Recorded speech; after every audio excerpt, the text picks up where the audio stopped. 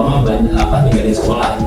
Jadi di dalam etika itu konflik antara benar lawan benar, nah tinggal pimpinan tuh atau ya yang apa tuh yang pas di situ. Nah itu yang dilema etika namanya, bahasan di bukunya. Nah satu lagi adalah bujukan moral. Bujukan moral itu antara benar lawan salah. Tapi kalau itu kan gampang ya. Tapi susah loh Pak. Misalnya gini, murid kita ini sekarang ngobrol tentang murid ya Pak, kelas saya. Saya kemarin mau ngobrol banget ya, mungkin waktunya ada kerjaan. Ada satu murid yang absennya hampir, kalau kemarin kenaikan kelas di totalitas hampir 3 bulan akumulasi. Terus gimana? Perlu kan dinaikin kelas atau enggak? Kan itu bujukan moralnya ya Pak. Kalau secara benar dia naikkan karena akumulasi soal, tapi salah juga kalau kita nggak naikin anak itu. Itu yang sulitnya itu. Ya kita kan berarti kan kita bicara di nurani. Iya. Nurani memang itu anaknya malas atau ada kondisi-kondisi lain kan gitu. Kondisi-kondisi lain ya tadi mungkin orang tuanya mau datang ke sekolah nggak punya transport, itu kan berarti kan bukan faktor malesnya, tetapi memang keadaan yang itu. Aku kemarin aja ada orang tua murid yang sini Pak Dati sudah tak suruh menderit, orang tuanya datang mau sekolah lagi. Bener Bu mau sekolah lagi ya. Kalau mau sekolah lagi, ya udah dilanjutkan aku. Tapi jangan cuma karena KCP ya gitu kan. Akhirnya ya itu tak suruh membuat pernyataan. Katakanlah mungkin ya kalau ibu kesibukan seminggu, ya dia kan Pak kalau seminggu nggak berangkat. Jangan seperti itu. Nah, itu kan mungkin nanti ya kalau secara formal kan nggak boleh, tetapi kan dalam hati kan kita kan juga kalau memang keadaan mau game lagi kan gitu. Iya, dilema itu. Tapi berarti tak ngeliatin kalau saya kembali ke saya sendiri gitu loh. Kalau saya katakan nggak punya duit, mau berangkat nggak ada ongkos, gimana perasaan kita kan gitu loh. Padahal dia juga memang keadaan seperti itu kan gitu loh. Makanya baru kemarin. Nah selama ini Bapak menjalankan pengambilan keputusan di sekolah, terutama terkait kasus yang ada 2 kepentingan yang sama-sama benar nih Pak, yang tadi masalahnya sama-sama benar, tidak terkait sama emosi tadi. Gimana Bapak menjalankan pengambilan keputusan? Untuk menjalankan keputusan yang sama-sama baik, yang pertama yang kami lakukan adalah dari pribadi saya sendiri. Artinya dalam mengambil suatu keputusan, kita itu benar-benar dalam stabil, tidak dalam keadaan marah, tidak dalam keadaan senang, tidak dalam keadaan sedih. Sehingga kalau ada masukan-masukan orang lain itu kita bisa menyaring kan gitu. Apakah itu benar, apakah itu salah kan gitu.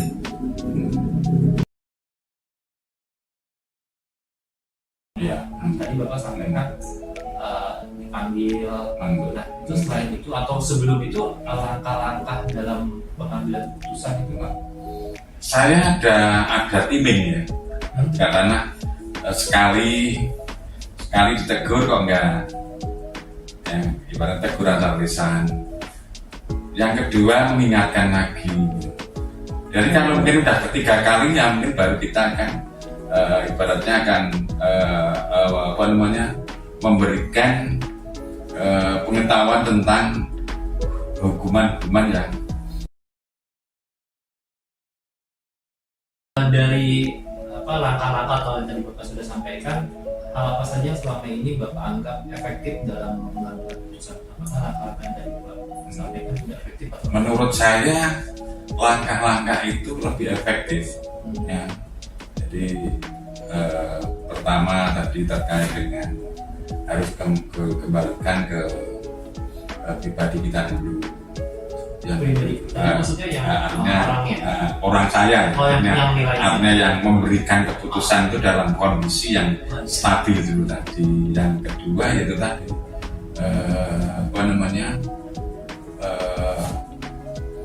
minta pendapat dari teman-teman yang lain gitu.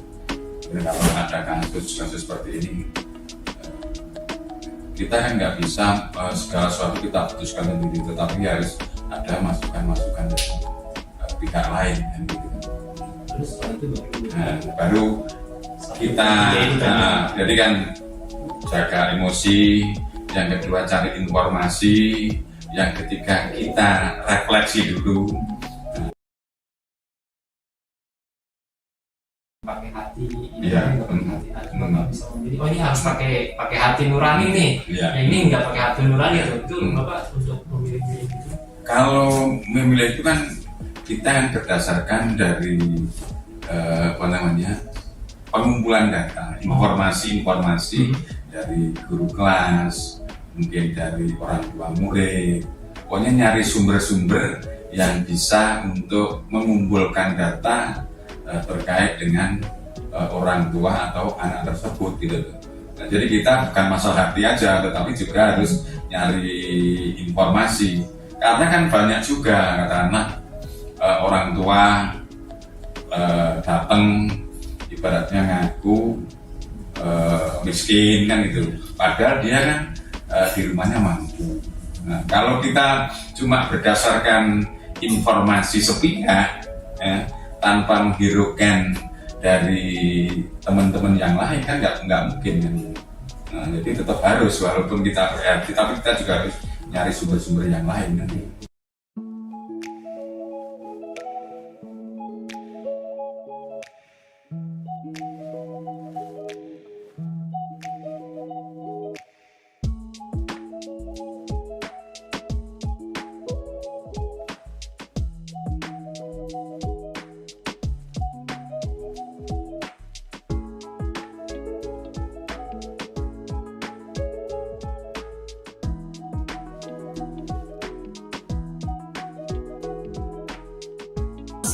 Soalnya gini, ketika kita datang supervisi itu beda ketika mereka ngajar biasa. Saya bilang jangan begitu. Ketika supervisi ya, nggak supervisi pun tetap kita konsisten ngajarnya ya harus sesuai dengan aturan, sesuai dengan fokusnya ya ke anak, student center. Bukan guru yang jelaskan dari ujung ke ujung gitu. Terus anak-anak suruh diem aja, enggak, itu jauh banget dari sasaran, apalagi kurikulum merdeka ya. Udah jauh banget itu kalau begitu. Tapi saya udah gaungkan dari awal dirubah gitu. Tapi alhamdulillah sedikit-sedikit sudah mulai berubah. Salah satu yang membuat mereka berubah adalah ketika mereka melihat video-video yang di PMM dan kewajiban wajib mengakses PMM gitu.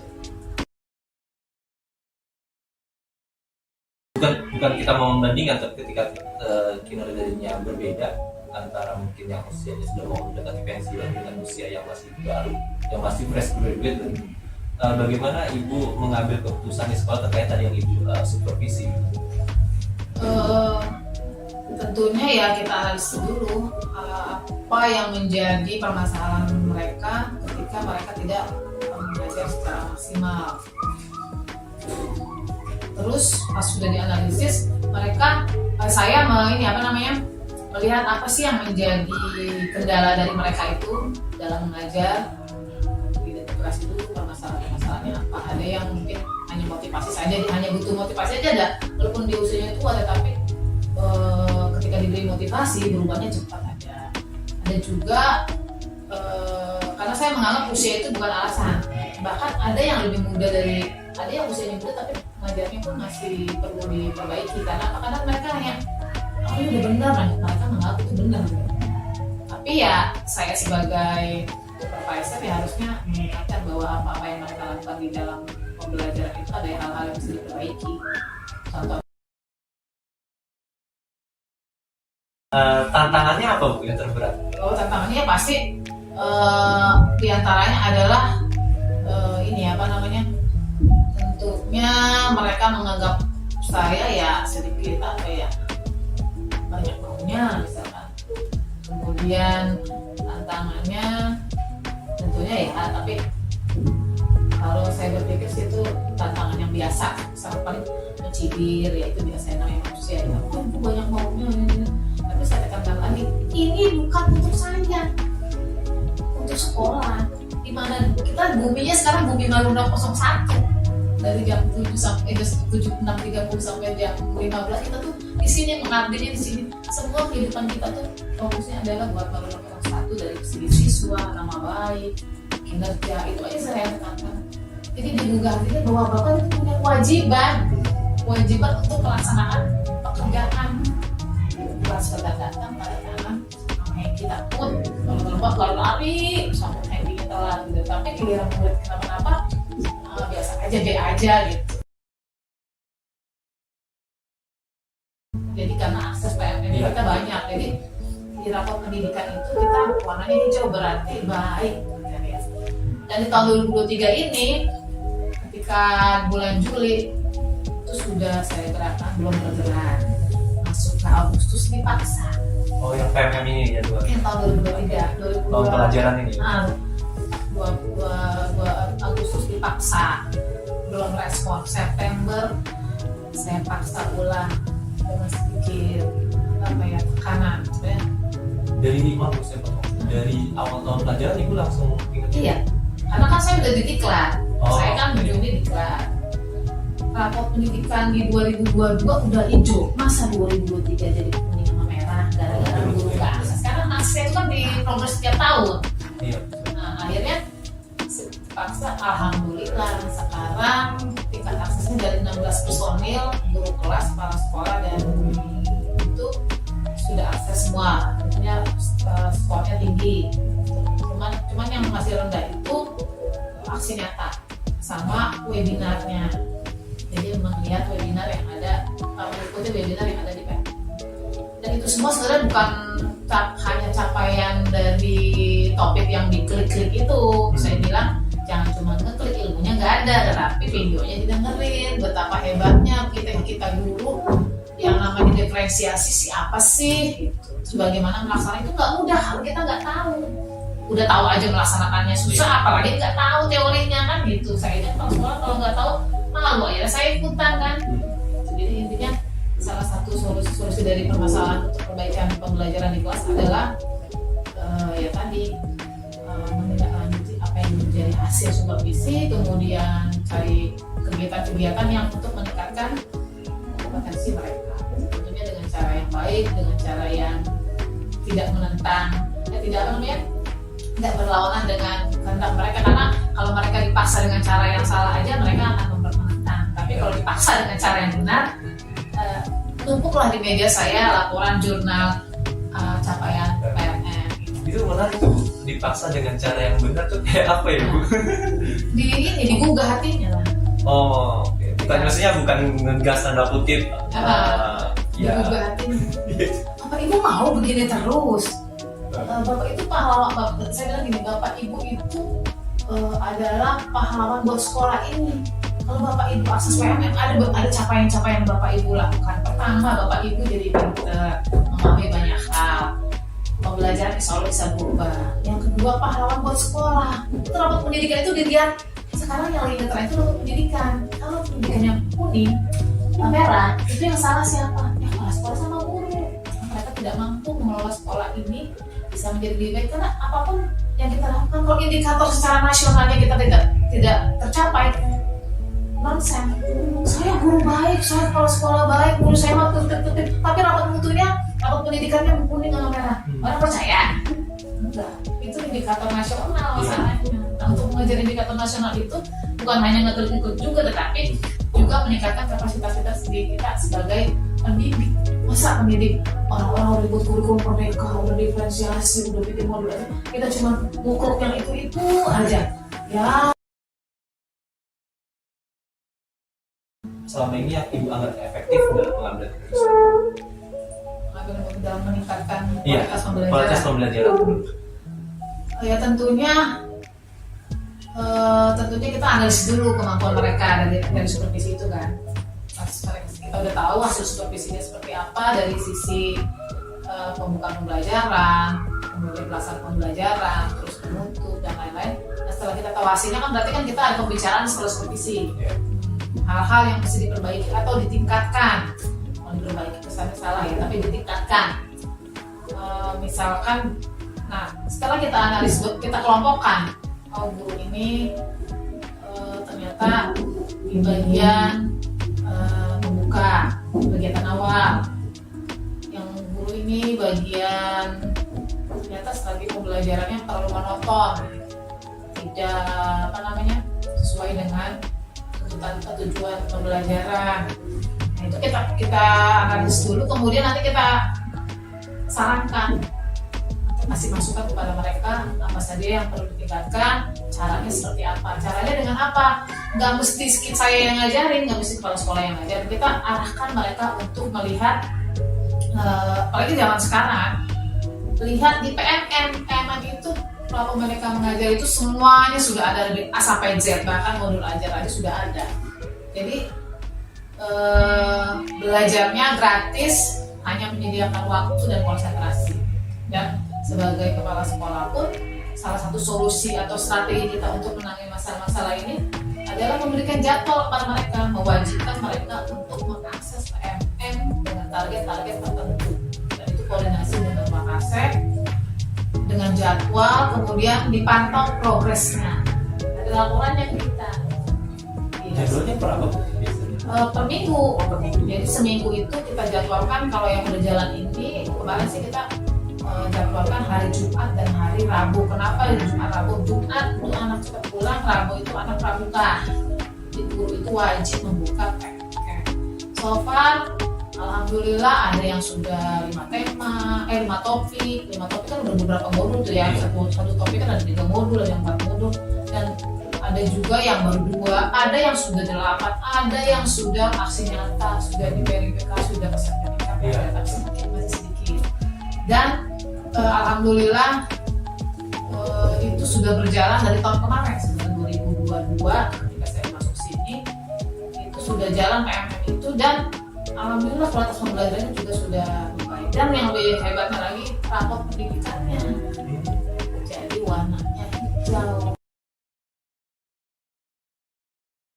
Faktor yang mempermudah ibu, yang membantu ibu mengambil keputusan yang seperti tadi apa tuh? Tentunya keikhlasan dari teman-teman, kemudian Wakasek tentunya ya sebagai pelaksana di lapangan. Saya bukan Wakasek tadi yang saya buat tim untuk di PMN itu. Saya awalnya kemarin 2, Bu Mela, karena saya lihat capaian PMN Bu Mela lebih tinggi dari yang lain, bahkan yang membuat aksi nyata tuh dia. Saya tuh diri kepala sekolah itu kalau minta bantuan itu kita analisis dulu. Dulu ini helpful nggak, suka membantu atau tidak. Membantu kan waktu saya pribadi dari baru sekolah, kemudian dia juga saya jadi petugas perpustakaan yang beres. Kadang-kadang saya lihat background pendidikan, karena penting saya harus punya 2-3 guru di sekolah yang bisa klik sama saya supaya program-program sekolah itu jalan dengan benar. Itu di luar Wakasek. Di luar. Karena apa? Itu strategi sebenarnya. Dan efektif. Saya sudah ikut lomba LBM. Tim LBM saya siapa yang ngeklik sama saya? Secara mindset, secara pekerjaan ada 2 orang. Nanti biarkan ada 2 orang. Itu aja. Jadi sekolah saya ada di tempat-tempatnya. Jadi yang saya kasih pekerjaan ini, tapi dia bukan kerja sendiri, dia membawahi lagi teman-teman yang lain, dia punya circle sendiri nih, mempengaruhi orang lain. Jadi itu kayak multi level marketing ya. Itu strategi juga supaya pekerjaan di sekolah selesai.